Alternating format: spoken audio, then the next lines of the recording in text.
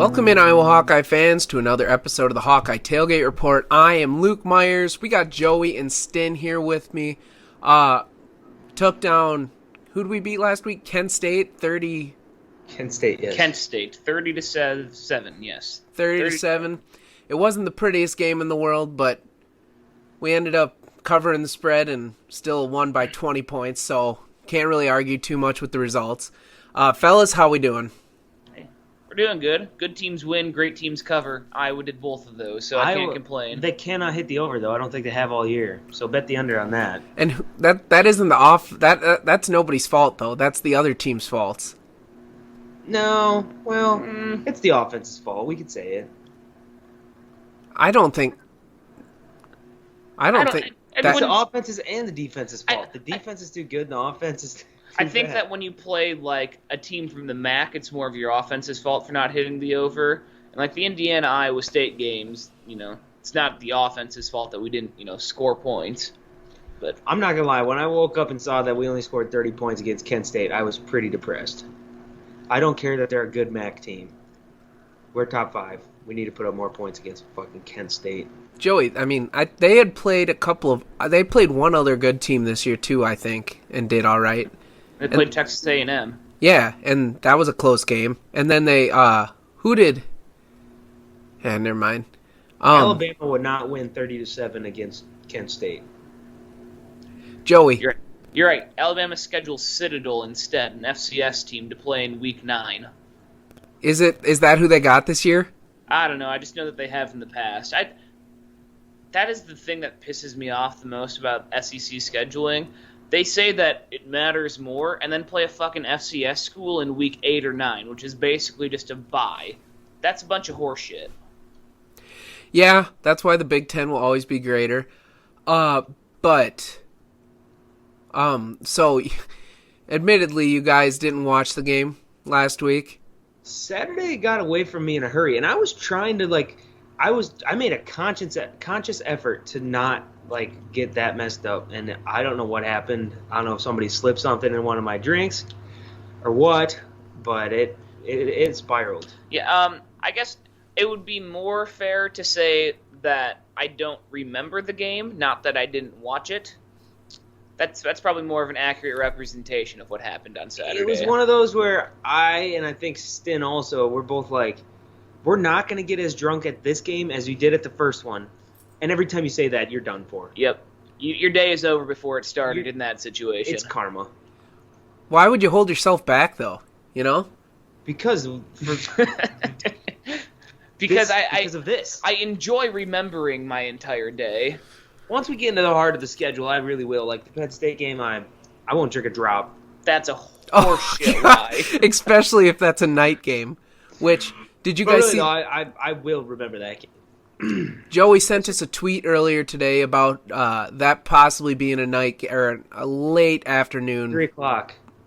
But that's all. It's all just speculation. Nobody knows until Fox decides. These Kent State, the Colorado States of the world, these games are tune-ups for us too. We're getting in tailgating shape. That's true. Yeah, nobody ever says that. Yeah, obviously, the football team, they get a couple games, ease themselves into the season. We're expected to be in tip-top form from the get-go.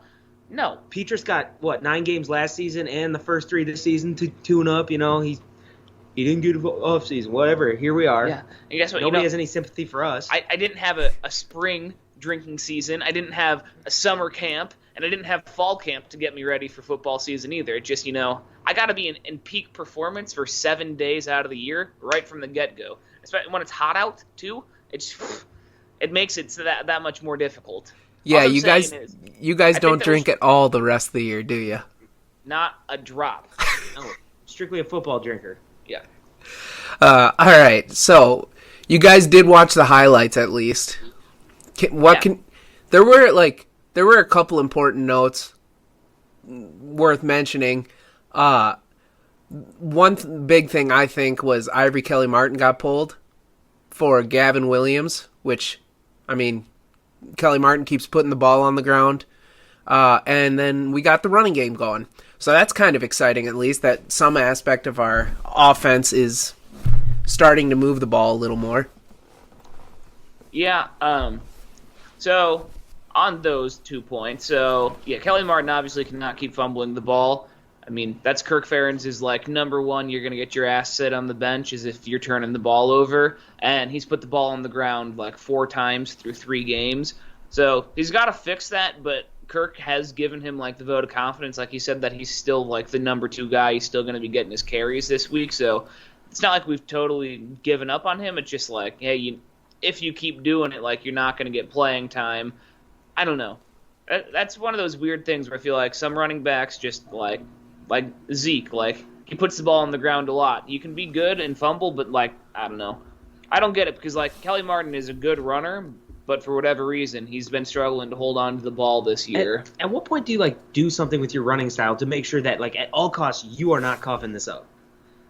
You make sacrifice in a different aspect of your running game to make sure that you don't fumble it. Well, like he's had like for years he's had like some costly fumbles. In like 2018 against Northwestern, I remember it was a really, really cold game, and he was wearing sleeves, and he coughed the ball up on a run play, and it was a big fumble at the time. We did end up losing that game, so for some reason that play's just grilled in my head for Kelly Martin, and I'm sorry. What? I was just saying, it happens to like the greats too. Though, like, didn't AP have a big fumbling problem like in his early days with the Vikings? All of his days with the Vikings. Yeah, he fumbled like a motherfucker. But I mean, he's obviously a little bit different situation there, but I mean, I don't know. I mean, obviously there's something I don't understand, but yeah, I don't know. But Kirk said this week, Kelly Martin's still the number 2 guy. He's still going to get his carries, and like he can get away with your fumbling, that he's had. Luckily, they've recovered a couple of them. Like he can get away with that when you're playing Kent States and the Colorado States of the year or of the of the world. But once we, after this week, we get into the thick of the Big Ten schedule. If he's still putting the ball on the ground, we can't afford to have him out there, especially because of like the way that Iowa wins football games. We aren't going to make the same mistakes as you. Our special teams is going to be great, and our defense is going to hold you. So every offensive possession that we have is that much more heightened, and you have less room for turnovers because of like we're not the Oklahomas and the Ohio States of the world that are going to go out there and put up 50 points a game. It's more important for us to not turn it over. So if he starts doing that in the Big Ten schedule, he's just going to lose his playing time because it's not acceptable. And I do hate. We're not dogging on him. We're just being a little critical right now. But, like, he is a fifth-year guy, and, like, he's been here for so long. And there's something he could have transferred. I mean, the backfield's been crowded for years. But it's just, man, you got to. It's a tough situation. Like we said last week, I'm not trying to be, like, overly harsh or critical, but I'd call it how I see it. He can't keep putting the ball on the ground, and he's getting an opportunity to, put that behind him this week. Kirk said he's not going to lose his snaps, so get in there, play well, hold on to the ball, and be a good contributor for us. That's what we want, but that's what we're cheering for, obviously. Like, we don't want to see him to continue to fumble it, so hopefully that problem kind of clears itself up and we don't have to talk about it anymore this season. All right, and then Goody. He finally busted out 150 yards, 3 touchdowns. If you take away his 2 big runs, it's still 70 yards rushing, so that's good to see. We know the offense can put together drives when they have to, but it's usually in short yardage situations that they do it. If we can have the ability to run the ball, that's certainly going to help a lot more with our offense stability.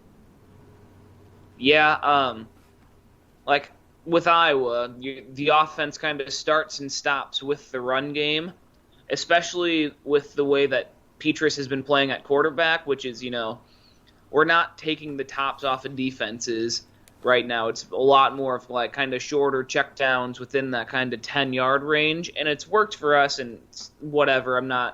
I'd like to see more explosiveness in the offense, but that all has to start with the running game because if they don't respect that you can run the ball, then you just have so many defenders up against, you don't have to worry about that, and then it kind of takes like the play action and your passing threat out of it. So it's good to see Goodson and the offensive line and, just the running game in general starting to uptick because our offense will go as our running game does.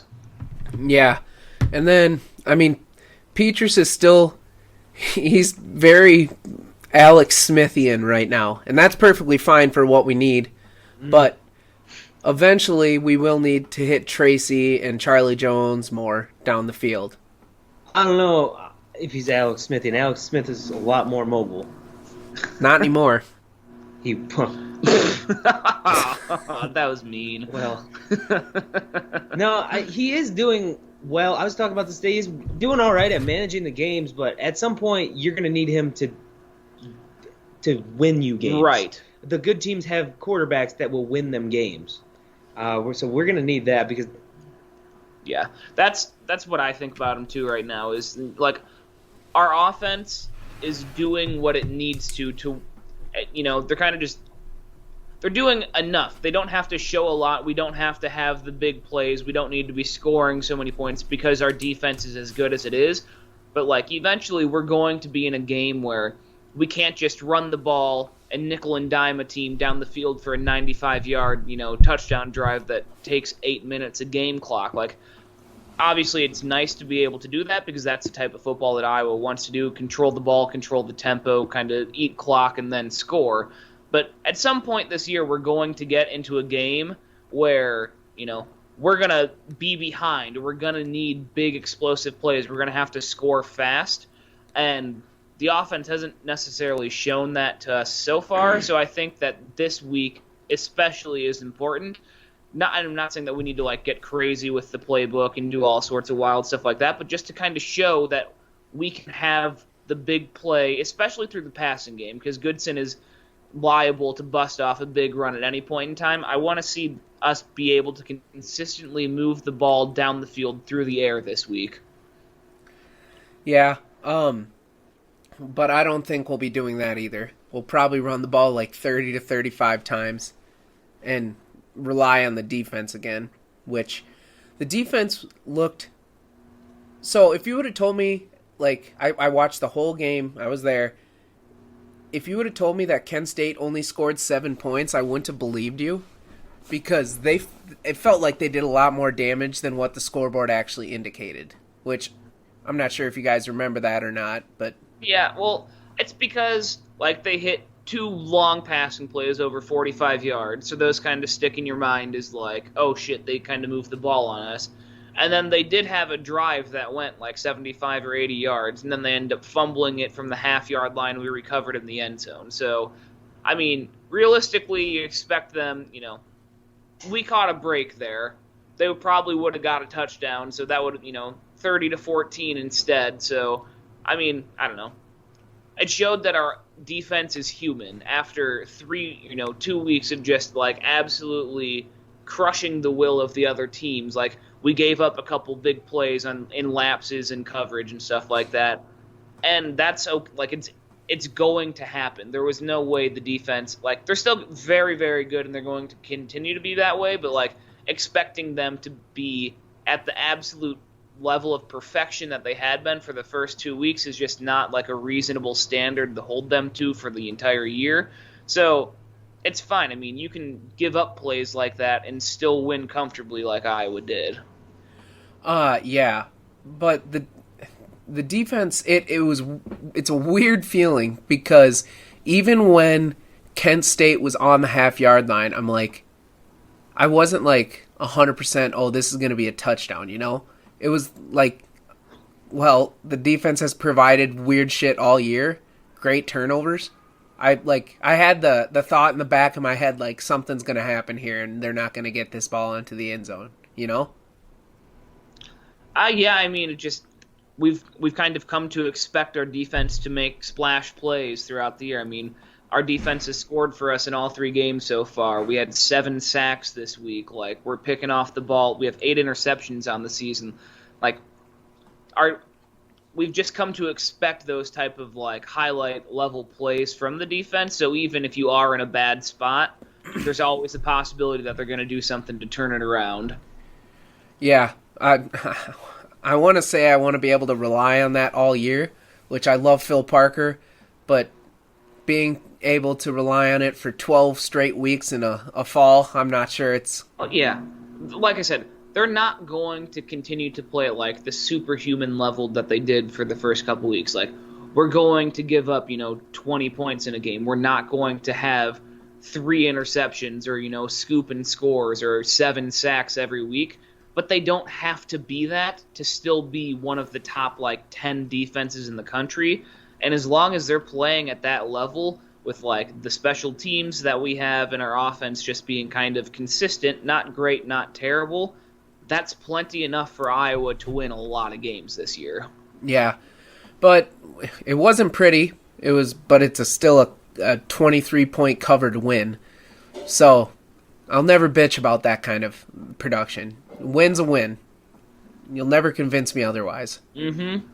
Hey, it's better to win ugly than to lose, and a 23-point win is not even an ugly win. I look at how many teams, highly ranked teams, have barely escaped with wins this year. Notre Dame against Toledo, Texas A&M against Colorado. Clemson had a close one, I think, right? Against Georgia Tech, yeah, it came down to, they had to have a goal line stand on 4th down. A team they beat last year 70-7. Yeah. So, yeah, you might want to call, even if you do call it an ugly win, a 23-point win is a great win. And when you look at what all the other kind of higher-ranked teams have done in their non-conference, barely coming out with wins, I will take what we did against Kent State every day of the week. Alrighty. So, want to move on to Colorado State now? Sure. I'm looking at ESPN's FPI right now. What percentage do you think Iowa has to win? Like a 98? Joey? Against Colorado State? 99? 96.2. I don't know anything about this team. So, there is only one thing that I know about this team and about this game, and it's for all of the punting fans in the world, we are about to be in for a treat. Because Colorado State may be the only team in the country that has a punter that could be better than Tory Taylor. 3 years in a row, he was first team Mountain West punter. So the dude is as good as there is out there. That's coming from a team that has Tory Taylor kicking the ball. The air. It's the air. That probably does have something to do with it. But, last week, I saw that their punter had a 70-yarder. That's a fucking boot. Yeah, that is a bomb. I respect all punters. This is a pro-punter podcast. But, yeah, I'm looking at it right now. Quarterback, he only has 1 interception on the year, but he's only averaging a little over 200 yards a game. Running back, 258 yards, 2 touchdowns. Leading receiver, though, 30 catches, 339 yards, and a touchdown. So that's who we're going to have to cover. Because he's averaging 10 catches a game, 113 yards, and less than a touchdown. But still, clearly he's hauling in a lot of passes. But it's going to be the same game script as last week. Run the ball, play defense, get on to 4-0, and look ahead to Maryland. But I don't want to overlook anybody. You still got to go into this game, treat them like they're the best team in the country, and you have nothing to worry about. But if you go in thinking, oh, this is some bum-ass team from Colorado, a couple of weed beaters, then you're in trouble. But that's what we do as a fan base, because that's what the case should be. We should not have to give a damn about the Colorado State game. Iowa as a program under Kirk Ferentz, they don't have that kind of attitude going into it. I don't foresee them being that lackadaisical or underprepared for it. So I expect kind of the same high level quality of play that we always see. Kind of like I said earlier, what I want to see from this game specifically is I need to see our receivers get more involved, and I want to see Petrus move the ball down the field through the air. It seems like I don't know if he's just zoning in on his first read, what happens to be a short route and the guy is open, so he's taking the easy pass, or if whatever the case may be, he checks it down or throws short routes a little bit too often. You're going to have to, show the threat of pushing the ball down the field through the air. And I'm not saying that, we need to be throwing, 50-yard bombs in every play or something like that, but 15 to 20 yards, air travel on the passes, just routes like that, passes like that, is what I want to see from the offense this week. We have too talented of receivers for us to not be utilizing them like the way that we have so far this season. Yeah. But other than that, I don't really have a lot of notes on this one. Stin, do you? No, not really. I read up on them a little bit. It's they're kind of a mixed bag this year. Like week 1, their quarterback has gone, like his production has gone downhill kind of steadily since week 1. Like he started out with like a 300-yard passing performance, and then it was like a mid-200s, and last week it was like a 170 something. So that'll be kind of interesting. I think that our defensive secondary is kind of salivating, thinking about a quarterback that's coming in that's not like has then kind of steadily been getting worse as the seasons went on. But yeah, shouldn't be much of a challenge. I think Kent State was a much better program than Colorado State is, so it shouldn't be a difficult game. It's a game that we should win pretty easily. It's going to be one of those where, like, I was hoping it was going to be this way in the Kent State game, but now this week, like, hopefully we can get to a really big halftime lead, and then Alex Padilla can play more than just, like, a couple mop-up snaps at the end of the game. Like, it would be nice for him to get some kind of meaningful snaps with the first team during, a game like this, so that way, God forbid Spencer Petras goes down with an injury and Padilla has to come in, like, he'll have some real game experience, because Iowa has been very fortunate at the quarterback position for the last, 5 years. Basically, since C.J. Beathard became the starter, our starting quarterback has started every single game from him up until now. And that's, we're not going to continue to be that lucky, so it'd be nice to see our backup be able to get some meaningful snaps, so that way if he does have to be called upon, he has real game experience to fall back on. Yep, but 2:30 kick, right? That is just the greatest goddamn kickoff time that God has ever created. And it's on Fox this week, too, so play the game the right way. We should be all right, but don't overlook them. I have a few other Iowa notes we want to touch on before we move along here. If Joey, I don't know if Joey will know who these guys are. Xavier Wongpa and Caden Proctor. Yeah, they're recruits. Okay, I was just wondering. Are they moving the needle at all, guys? Are they just giving us big old blue balls? I think, a big part of being an Iowa fan is just being blue-balled by pretty much everything that they do. So, I don't know. I think that how we finish this season is going to have a big impact on that. I mean, especially the Penn State game, we have both of them are going to be in attendance for Penn State. Like, that could be a program-defining game. We have a lot of, highly touted, top targets that are going to be in attendance for that game. I don't know. I think that if we continue to play this way for the rest of the season, damn ball, I think that we have an opportunity to land them.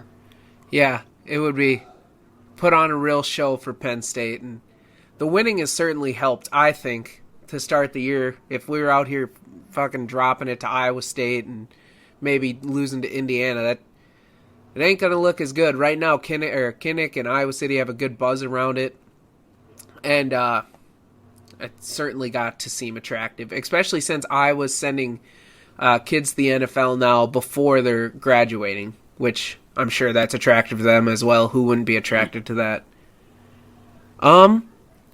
Did you see the the graphic that the Fox college football thing put out for the Wisconsin Notre Dame game about two schools doing more with less, and they showed Notre Dame had 44 4-star recruits on their roster, as if that was doing more with less.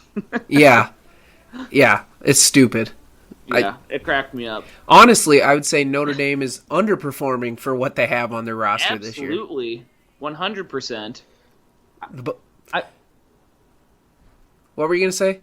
It's unrelated to what you're talking about, but it's just something funny. Okay. So we're watching the Panthers-Texans right now. Sam Darnold just had a rushing touchdown. It's hilarious to me that there's a guy named Sam Darnold and another guy named Dan Arnold on the same team. All right. I just have a stat here that I saw on Twitter tweeted by Jack_W_ the other day. It has nothing to do with Iowa. It said, though, Wisconsin's quarterback Mertz has only thrown the ball more than 20 yards down the field 5 times, and he is 0 for 5 this year. Oof. That's just going to... Peters done that. Peters has one. Touchdown Charlie Jones against Iowa Yeah, State. how many times, though? It can't be that many. Hey, he's got one. It was a big one. But yeah, no, I was just pointing that out because that could be a big statistic come October 30th. And then just one more announcement dropped today by the university that we're getting women's wrestling. Joey doesn't even like men's wrestling, so I'm sure he doesn't care. But I know, I mean, You know me so well. we're a wrestling state, and were we the first state to have high school wrestling for women?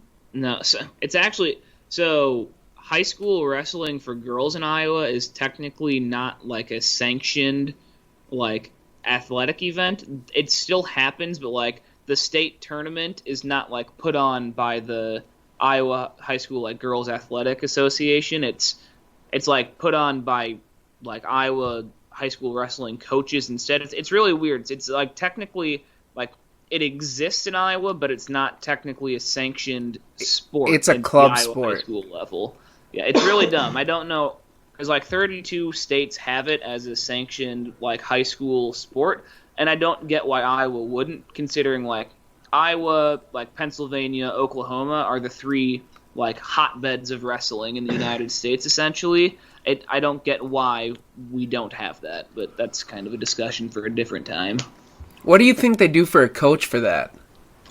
I don't really know. I mean, I'm not a big enough wrestling fan to have like an opinion on who should be hired as a coach. In their release today, they said they were going to do like a nationwide search for it. I'm sure, as the first Power 5 Division I school to have a women's wrestling team, they'll be able to have their pick of kind of whoever the hell they want to get for it. So whoever it is going to be great, I'm sure. I don't have an opinion on who that should be. I think it should be Spencer Lee.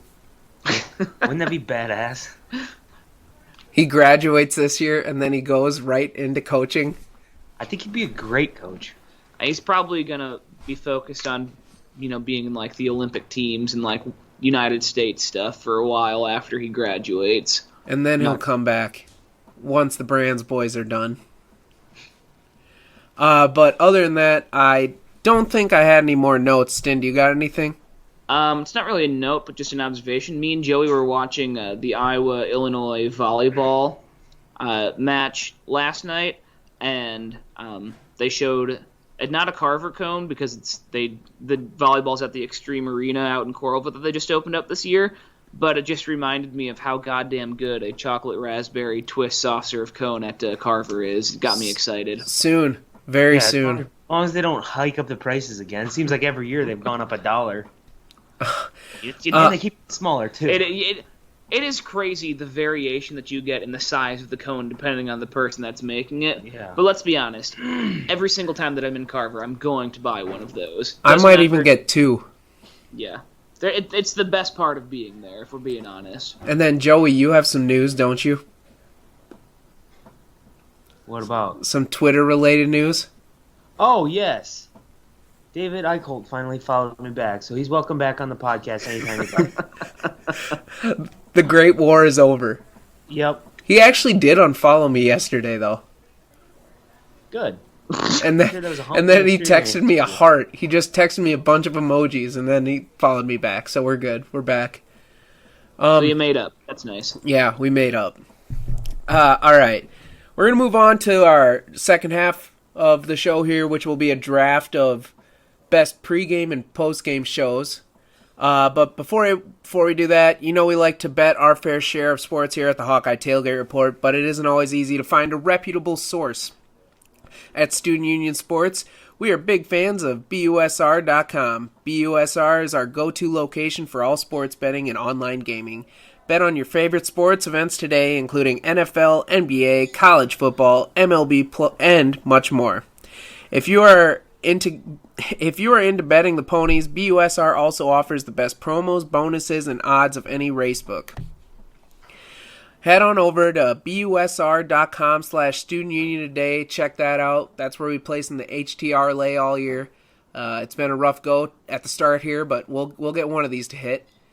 And then we got Rolling Hills Pork out of Farley, Iowa. Wesley Henderson, the best, plumpest, juiciest, crispiest? Depends how you make Yeah, it. it depends on how you make If you it. want the fancy outside nice and crispy, but tender, deliciousness, great meat. Probably the best meat in Iowa, if I were to say. I've had Wesley's meat in my mouth before. Just all around, highly recommended. Well-raised pigs. Butcher and process is flawless. Go check him out. Wesley Henderson, Rolling Hill Pork out of Farley. Alrighty. Ooh, do we want to do thoughts from space first, actually? Yeah. Do we want to do those first or save them for the end? I don't know. I got a feeling he didn't want us to read it, so I got a feeling you're going to have to do some bleeping. Yeah, alright. Let's do the thoughts from space first. Okay. Just kind of bear with me. I'm reading these for the first time, so, and let's remember these are not my opinion. These are from Nor Space the Cowboy. opinions of the Hawkeye Tailgate Report as a whole. This is one individual. Unless it's funny. Oh, Jesus Christ. Just read the first sentence, and this is already a disaster. All right. Thoughts from space. Thoughts. I want to start this segment by saying farts, because I'm curious where Luke draws the line with the bleeper. So far this year, very impressed with special teams. Duh. Everything Coach Woods touches turns to gold. Let him take over after Kirk. The young wide receivers are making the room better, which would be great if the QB didn't kind of suck. Love the depth on both interior lines, but without Linderbaum, this offense isn't very good yet. I want to see more motion, spread the ball out, and stop trying to force the run. These linemen are smaller and faster, and once Big Ten gets in full swing, the offense needs to get more creative. I think Iowa can run the ball out of shotgun if they try. In other news, Iowa adds women's wrestling. Suck it, Penn State, you fucks. I heard Northwestern received $450 million to upgrade their prison. I mean stadium. Good work, nerds. You know the difference between the ISU football team and a bunch of hogs covered in shit? Me neither. And finally, I saw Keith Big Nuts Duncan around the 515. Scott's Frost wife and his kids were with him too. He looks like a phenomenal stepdad. I'm sure Scott doesn't even care they call Keith dad. I mean, I'm interested to see where Luke draws the line, too. He only said really one bad thing, didn't he? Well, it depends on how you consider farts. I was thinking about a different thing. Yeah, I know. One thing is definitely. Yeah. All right. Thank you, Space Cowboy, for your contributions. But now we're gonna get to our draft of best pre- and post-game shows. So I actually did. I had to look hard into this because I couldn't think of a lot right off the top of my head. Just do two. Two? Yeah, because otherwise there's 9, and that's kind of a lot. I don't even know if I could come I probably could. by the end. I think so. It'd I be have tough, 7 but written down. Right, so that's not even. You can't even come up with 9. Let's do 2 and see how we're feeling. Okay. All right, what's the order? Let's go. 3, 2, 1. Well, we need to think of a do you way have an to idea? yeah. Let's get Space Cowboy on the line and have him choose the order. Yeah, all right. This is great radio. All right, I'm calling him. You guys just keep rumbling on about whatever. The Twins just swept the Cubs, which is actually a joke on the Twins because now the Cubs are ahead of the Twins in the reverse standing, so they get a better draft pick. So really, the joke's on you. Hello? Hey, Space Cowboy, we're live right now. We need somebody to decide the draft order. Okay. So you have to do that. Wait, what's the sub? Like, what do you guys draft? We're drafting the best pre/post game TV crews, Oh. all across okay. sports. Where would you prefer to draft in the order, Joey?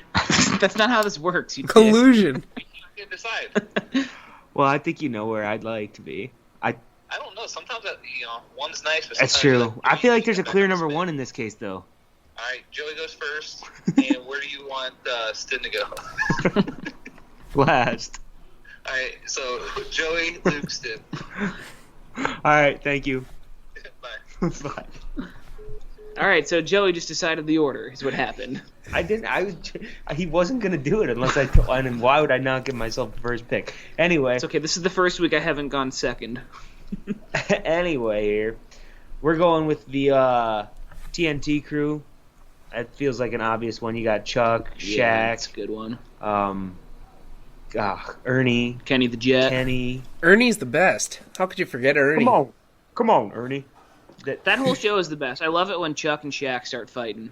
It's insightful. I mean, I really am not even that crazy about Chuck, but I think he's great on there. They And do I fun think- stuff too. Like, do you remember a couple years ago they did this thing where one person would take off towards the big screen in the back and they would race there in the middle of the Jack show? went down. I just think Shaq's hilarious, and I think He's also just like an awesome person. yes. So I think that was the one pick that everybody Yeah. would have, right? That It was that was a good pick. Also, Luke, DJ Moore is just catching everything. I know. Right in Bake's ass. If you're listening to this, Keith Hartman, suck it. All right. Oh, it's my pick. yeah, that's how it works. I mean, College Game Day. Yeah. That seems like I don't even like ESPN, but that's one of the few things they do right, in my opinion. So, Yeah. My thing about game day is like, I think Corso is senile. I do not like Pollock, but I really like Kirk, and I think Dez is funny. So. but Pollock isn't a main guy when Corso's back. yeah, I know. Although But- it's gonna suck when Corso does retire and they try to find somebody else to come in and play the character and put on the headgear, and it is not don't going to be think- the No, same. you can't have I somebody don't think they're going to do that. Yeah. I think that'll just die with Corso. Well, if that does happen, at least we got that awesome picture of Ashton Kutcher and Corso wearing the Hawkeye head. My forever phone background is just Corso waving with the. That's elite. We should frame it. That is a great picture. All right, Yeah. Stin, what do you got? Okay, I'm going to take the Fox NFL Sunday crew then. Good one. Yeah. I'm a little bit biased because, my man Terry Bradshaw's on there, and he's just kind of funny because he's pretty much just an idiot. But, yeah, I mean, I think Fox football is just great. The anthem, when it kind of kicks in, Fox football gets the blood churning. Plus, they got Rob Riggle. Oh, yeah, that's some good huge. shit. Yeah. That's big for them. Yeah, that's a good pick. That probably would have been my next one. All right, Okay. Stin. Yeah, I know. Got back to back here. Pressure's on.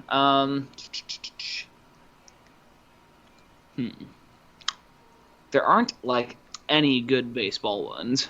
Well, I mean, there's really only one notable one, and it's just A-Rod, Poppy, Yeah, the Fox. Frank yeah. Thomas, those guys. And Yeah. I'll go. I guess we're just gonna stick in the family. We'll go with the Fox college football crew then. Reggie Bush and Matt Leinart. Yeah. Brady Quinn, Oh. Okay. Hear me out though. Bob Stoops this year.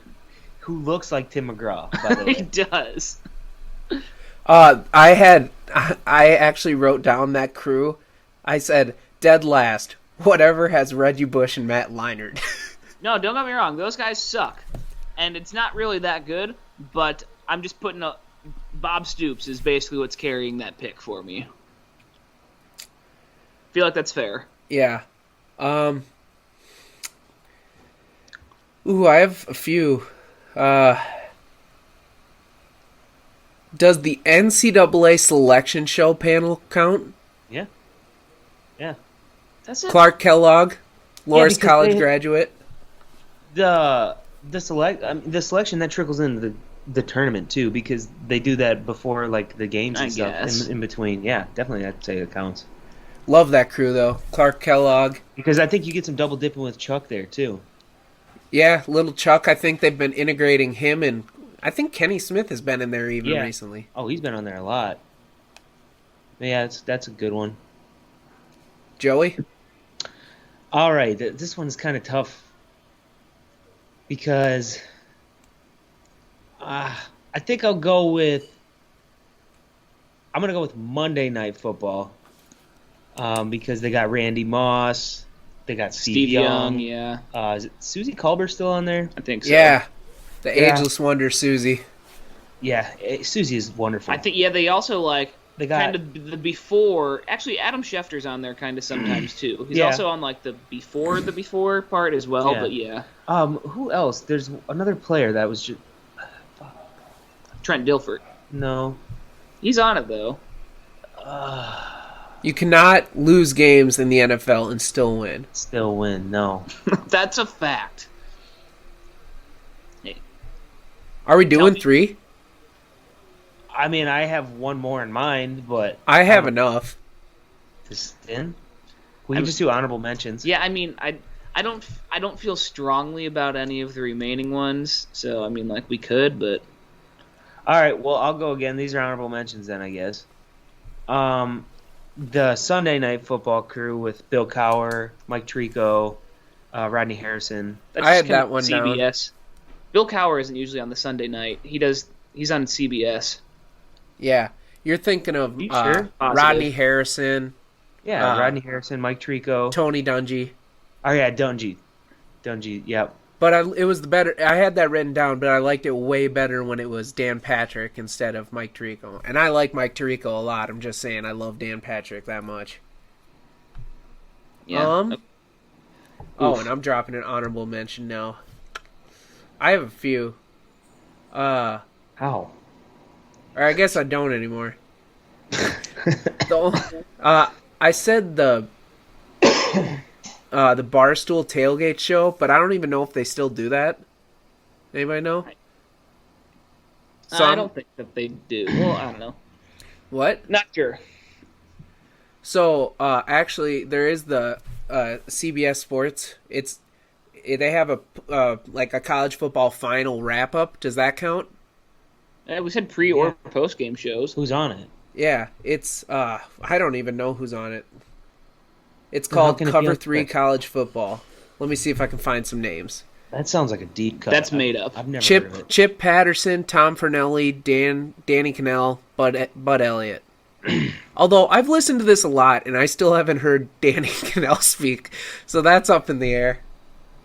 But yeah, Yeah. Cover 3, check it out. It's on the podcast store as well. So when you're not listening to the Hawkeye Tailgate Report, obviously, you can go listen to that. No free ads. And then, Stin, are you going to drop an honorable mention? Yeah, this one's a deep cut here. I think you two will appreciate it. We're going to go with a Mr. Tony Hafer on 99.3 KDST calling some Dubuque County high school action. Yeah. Best in the business. That is Best pretty- in, I mean, he is very, very good at what he does. And he's passionate about it, too. You can't argue about that. That's the best in high school sports. Yeah. But one other nostalgic one I had was that's no longer because ESPN cut their budget on hockey and baseball. Baseball Tonight, back in the day when you had Oh, yeah. Tim Kirkjian, John Kruk, who else was on there? They had a great panel of guys Carl back in Ravitch the was day. host, Yeah. Carl Ravitch. I used to live for that shit. Staying up until then and watching the web gems. Oh, Yeah, that was great. that was like middle school Joey's like pastime. Yeah, there was nothing like it was really nice too because you'd like have a fire pit on a Saturday night with like all the people in town, and then you'd come inside and it would just be Baseball Tonight on the TV. All sweaty from playing Ghost in the Graveyard. Oh, classic. Man, getting chills just thinking about it. But do we have anything else we want to talk about? Otherwise, we can start wrapping her up. Nope, start throwing her condom on her, wrap her up. Yeah. Alrighty. Well, thanks for listening to another episode of the Hawkeye Tailgate Report. You can subscribe to the show on Apple Podcasts, Spotify, and Podbean. You can follow the show on Facebook, Instagram, and Twitter. The Twitter and Instagram handle is HTR_pod. You can follow all three of us on Twitter as well. Mine is Myers_Luke. Joey's is Joe Mama 2196, and Austin's is Myers Austin. Let's have some fun again this weekend. Hopefully get to 4-0 and go Hawks. And fuck Nebraska.